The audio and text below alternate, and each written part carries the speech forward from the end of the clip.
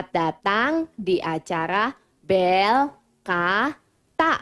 Belajar katekismus anak. Tujuannya apa sih kita ikut Bel Kata? Nah, tujuannya adalah supaya kita lebih mencintai Tuhan dan firman-Nya. Teman-teman yang di rumah udah siap semua belum? Ayo semuanya duduk yang manis ya. Lipat tangannya.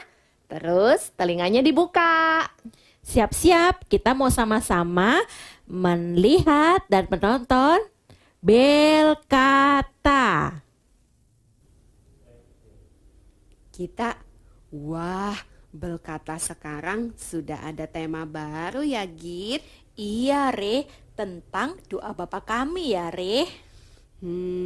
Gimana Git?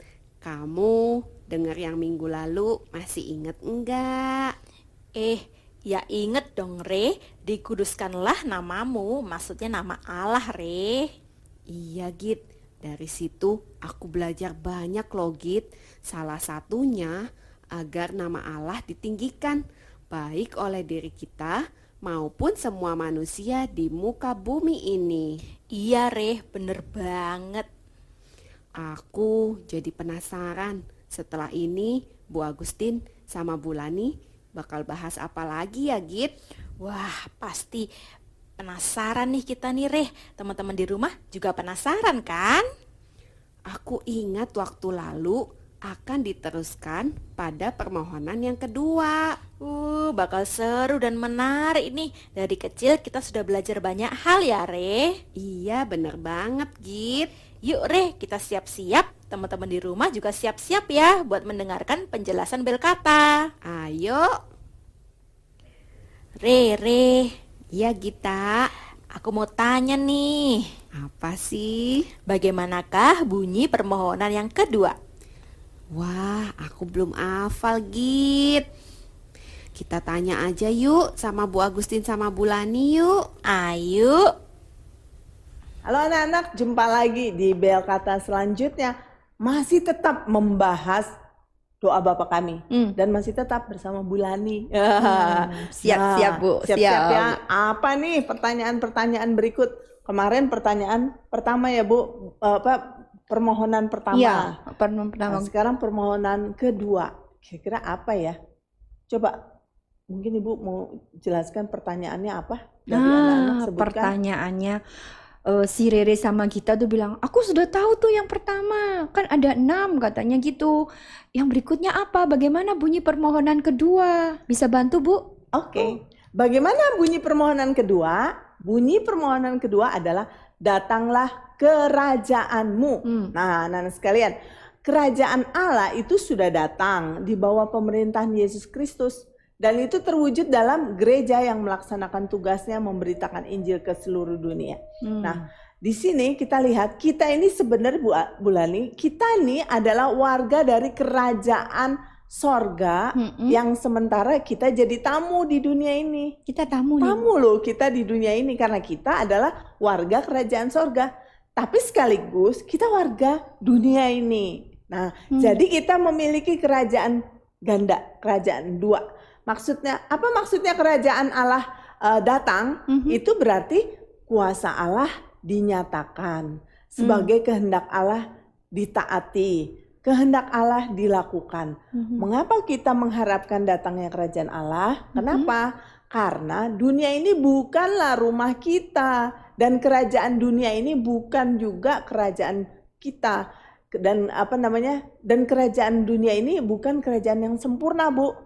Itu sebabnya Tuhan Yesus di hadapan Pilatus berkata, kerajaanku bukan dari dunia ini. Nah, maka di sini kita lihat di dalam permohonan kedua ini kita mengerti bahwa kerajaan Allah itu datang, itu berarti kuasa Allah dinyatakan sebagai kehendak Allah yang harus ditaati, kehendak Allah harus ditaati dan kehendak Allah ini harus dilakukan gitu. Kenapa kita mengharapkan datangnya kerajaan Allah harus datang? Karena kita ini bukan warga negara kerajaan dunia ini. Iya, jadi dunia ini tempat yang sementara bagi rumah kita.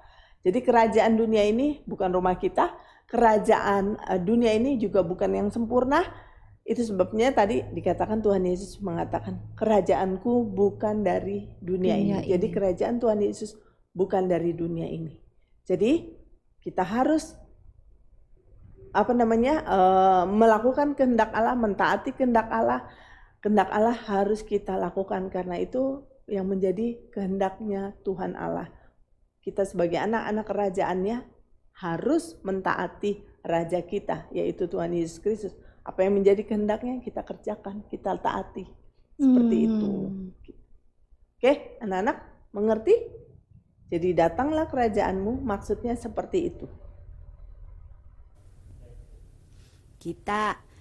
Aku udah tahu nih bunyi permohonan kedua. Isinya, datanglah kerajaanmu. Wah, kamu sudah dengar baik-baik ya tadi penjelasannya? Iya, Git. Wah, kalau gitu aku mau tanya lagi nih. Apa yang kita doakan dalam permohonan kedua itu? Waduh, aku bingung lagi nih, Git. Kita harus dengerin lagi penjelasannya. Bener, waktu dengerinnya sungguh-sungguh ya, konsentrasi ya, Re. Pasti dong. Ada lagi pertanyaan? Setiap Ibu Agustin melirik Bulani selalu adakah pertanyaan? Pasti ada. Oke. Ibu sudah siap ya Bu ya? Siap. Siap. Nah, pertanyaannya, apa yang kita doakan dalam permohonan kedua ini? Ya, yang kita doakan ya. Yang didoakan di dalam permohonan kedua adalah agar Injil boleh diberitakan ke segenap penjuru dunia. Seluruh dunia. Ya, seluruh dunia. Dan diimani serta ditaati baik oleh diri kita, ini kita masing-masing, maupun seluruh umat manusia di muka bumi. Itu dia. Jadi Injil bisa tersebar, banyak orang menjadi percaya. Itu dia yang didoakan dalam permohonan kedua ini. Nah, karena itu kita berdoa agar seluruh manusia dari seluruh bangsa, baik bangsa apapun, bisa beriman dan percaya kepada Yesus Kristus. Sehingga kerajaan Allah juga sampai kepada seluruh dunia. Sampai kepada banyak orang. Yang seperti itu, maka kita harus doakan terus. Injil boleh diberitakan ke seluruh penjuru dunia. Jadi anak-anak doakan ya supaya berita Injil bisa didengar oleh banyak orang. Seperti itu. Re, Iya, Git. aku udah tahu nih jawabannya. Jadi apakah yang kita doakan dalam permohonan kedua agar Injil boleh diberitakan ke segenap penjuru dunia dan diimani serta ditaati oleh diri kita maupun seluruh umat manusia di muka bumi ini. Wah, Gita, kamu hebat banget jawabannya bisa lengkap dan bisa hafal gitu, Git. Terus kalau tadi kita udah ngomongin permohonan kedua, pasti selanjutnya permohonan ketiga kan, Git? Iya. Bagaimanakah bunyi permohonan ketiga? Kita tanya Bu Agustin Bulani yuk. Ayo. Ada lagi pertanyaannya, Bu? Aduh. Stok pertanyaan Bulani cukup banyak. Tenang aja Ibu. Nah, oke. pertanyaan berikutnya. Sudah bicara satu tadi, permohonan 1, 2. Sekarang bagaimanakah bunyi permohonan yang ketiga? Oke.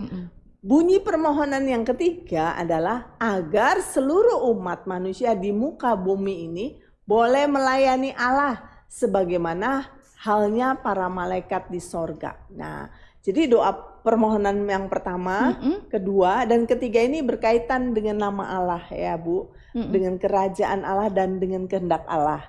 Jadi ketika kehendak Allah jadi, maka kerajaannya akan datang.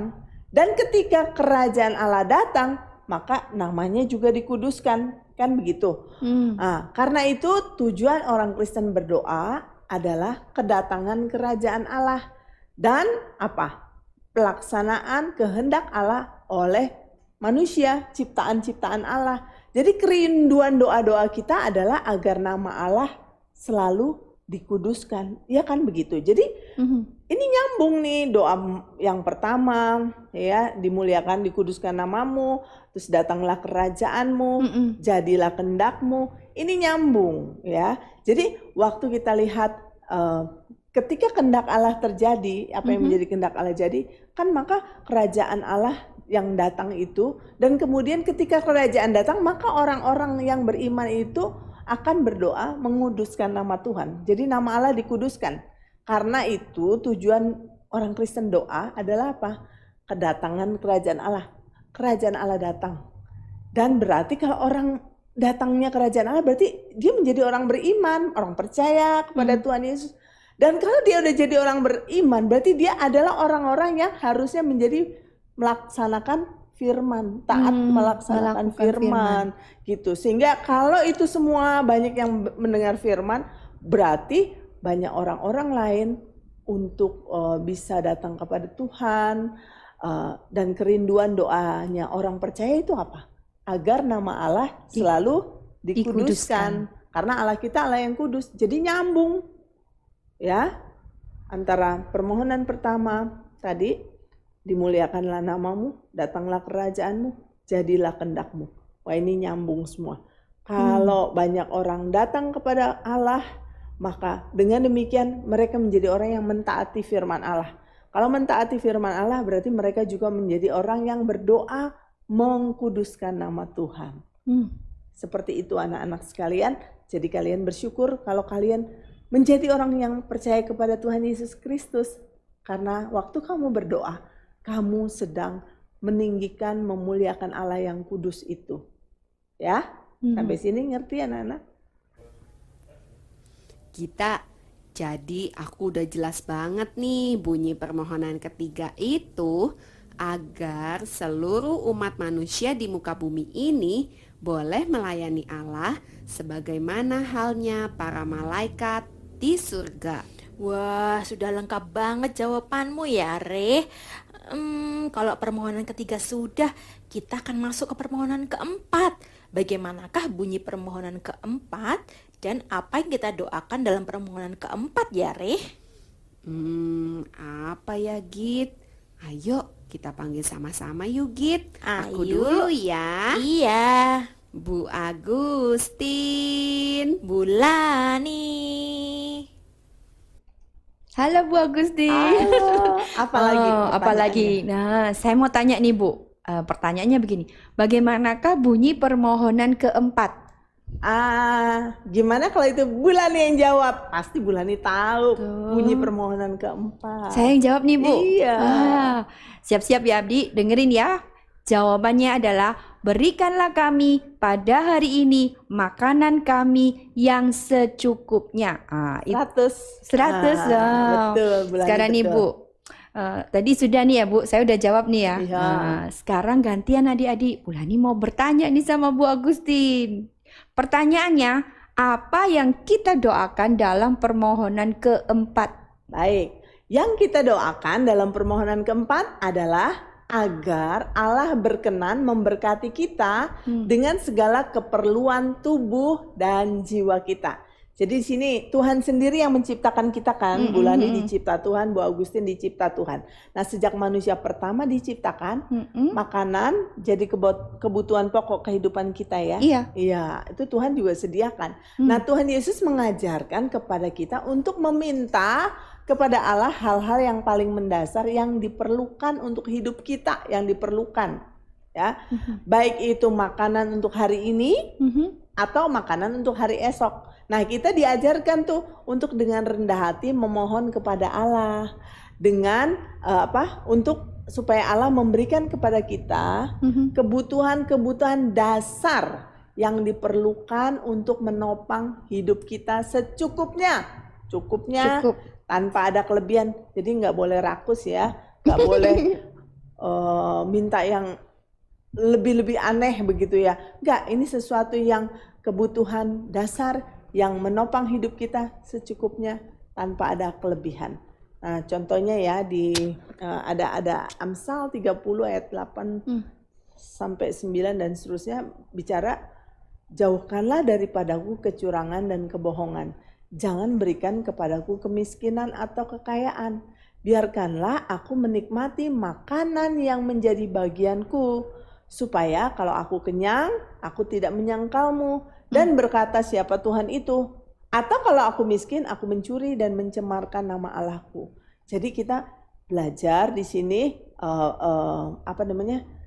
agar Allah berkenan memberkati kita dengan segala keperluan tubuh kita. Tubuh kita butuh apa? Makan kan? Itu makan. Nah, Tuhan Allah sediakan ya makanan, tapi kita diajar secukupnya. Berikanlah pada hari ini yang secukupnya. Yang secukupnya. Artinya kita diajarin terus-menerus bergantung kepada Tuhan. Besok juga sama, kita berdoa lagi kepada Tuhan. Kita meminta, bersyukur, Tuhan terima kasih untuk makanan yang kemarin. Terima kasih untuk hari ini.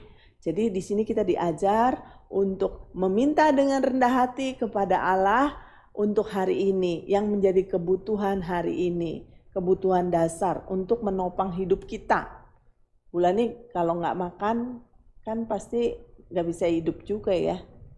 Iya. Susah kan? Kalau sehari nggak makan, Lemas. 1 kali aja, jangan 3 kali. Semaput nanti, Bu.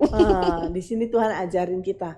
Tidak diajarkan ketamakan, tidak diajarkan serakah rakus. Berarti Enggak. kita harus percaya bahwa Tuhan pasti Tuhan yang pelihara. pelihara kita tiap hari. Kita dipelihara oleh Tuhan melalui apa? Ya melalui orang tua kita yang kerja, menghasilkan uang itu bisa beli makanan. Nah, tapi itu semua ada cara Tuhan memelihara umatnya seperti itu. Jadi kita diminta berdoa seperti itu supaya agar Allah berkenan memberkati kita dengan segala kebutuhan apa? Tubuh dan juga kebutuhan jiwa kita. Nah, seperti itu, ya. Oke? Paham anak-anak di sini semua? Ya. Sampai jumpa lagi di acara Belkata selanjutnya. Dadah. Rajin-rajin berdoa ya. Siap. Siap.